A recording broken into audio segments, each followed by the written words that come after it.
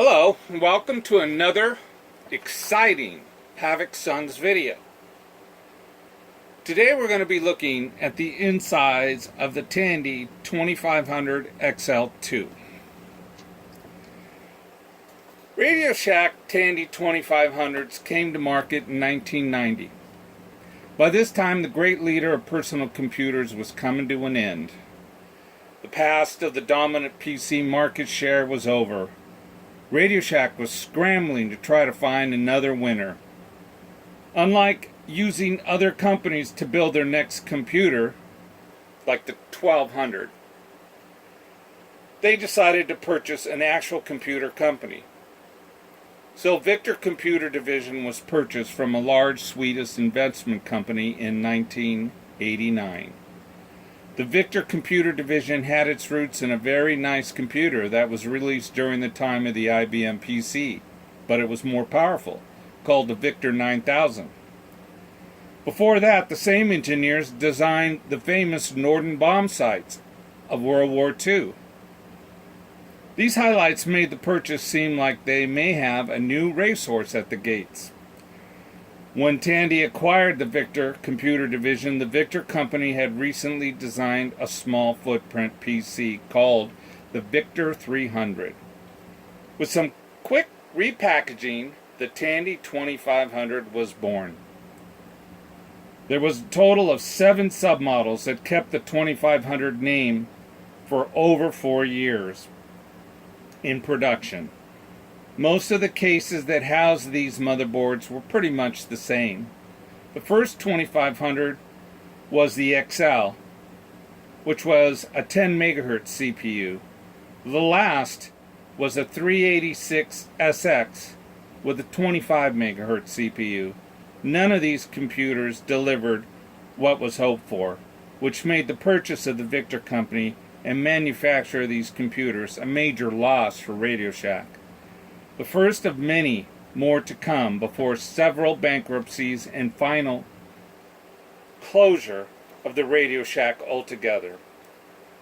Meanwhile, the division of Victor, not sold off, Victor Technologies LLC, is still in operation today, mostly manufacturing calculators. The computer you're looking at is the one I just restored. The Tandy 2500 XL2. The 16 megahertz version of the XL. Unfortunately, the 286 was short-lived as a class of CPU computers, which explains why there were 7 different models of the 2500. For a 286 computer, this rig did not lack for trying. Feature-packed and powerful as 286 systems go, running ISA architecture, 3 16-bit expansion slots, and an onboard 16-bit smart drive IDE controller capable of running a hard drive over 500 megabytes. That'd be awful small if it was megabits. She was also able to run 2 1.44 floppy drives, a CD-ROM, and still have room for an internal hard drive. All this fit inside a case just over 15 inches wide, 14 inches long, and 4 inches high. You can see the hard drive is mounted here, and then I've got it connected to an onboard cache controller. Actually, I'm not really using the controller that came with the motherboard because it was defective when I purchased it and I just couldn't get it to operate. The end result is this controller is moving that drive much faster.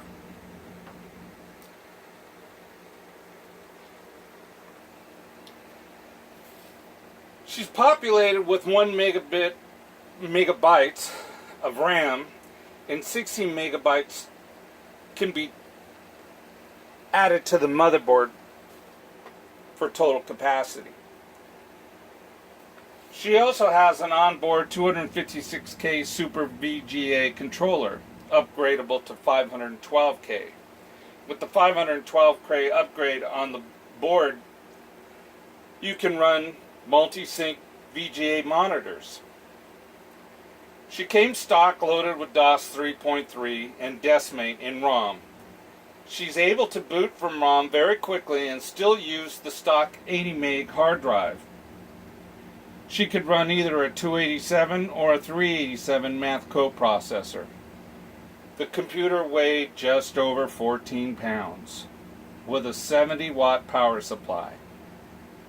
She went with a DB9 RS-232 serial port, a DB25 bidirectional printer port, and a PS2 mouse port. She was loaded with the stock onboard Tandy sound. But unlike previous Tandy computers, there were dip switches on, or jumper blocks on the motherboard where you could disable the sound and go with a third-party sound card like a Sound Blaster.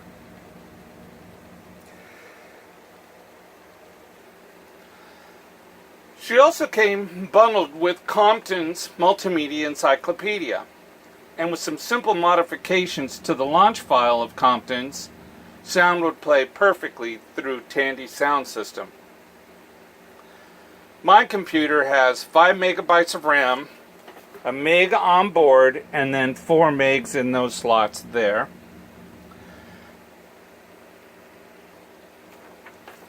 She's running a 320 megabyte hard drive connected, like I said earlier, to a much faster cache controller with 2 megabytes of cache RAM, a single speed CD-ROM, and I am going to be adding a 16-bit Sound Blaster sound card.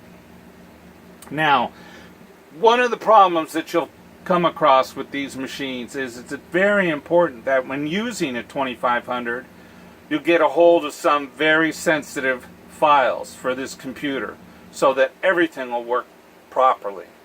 The normal BIOS setup files, since Tandy did not have BIOS in ROM on this computer, a VGA driver to use, that's if you're going to add more RAM to the onboard VGA controller, which is very unusual 40-pin plugs here. They come in, it's a very weird memory. It's 2 banks for one and then the 2 banks for the other. And it takes it up to a full 512K. I'm still looking for those, can't find them anywhere. But the most important file is this file that is out there that is used for RAM. Now, this file for me was very hard to come by, and thanks to some of my friends on some of the sites that I'm on, I actually didn't find it. Someone else did, turned me on to it. You know who you are. Again, thank you. Now, this file allows for use of all the RAM on this computer. That's the 640K base RAM. You have the option to go shadow RAM, all of the upper memory block, extended and expanded RAM. Personally, this computer was difficult for me based on that problem alone. I had it built, I had it working, but I couldn't get it to use all the RAM. Once I got that file, everything just became streamlined. I find this 286 to be one of the most powerful 286s that I've ever worked with. The form factor literally never caught on, even though there were a lot of people that liked it. Personally, for my museum, I think they're great because I can put more in. But you'll see that after 1990, Radio Shack started to use that form factor on all the rest of their computers. They just couldn't understand that everybody liked expansion slots. Hey, you guys, I hope you liked this video. Like always, have a great day and a better life. See ya.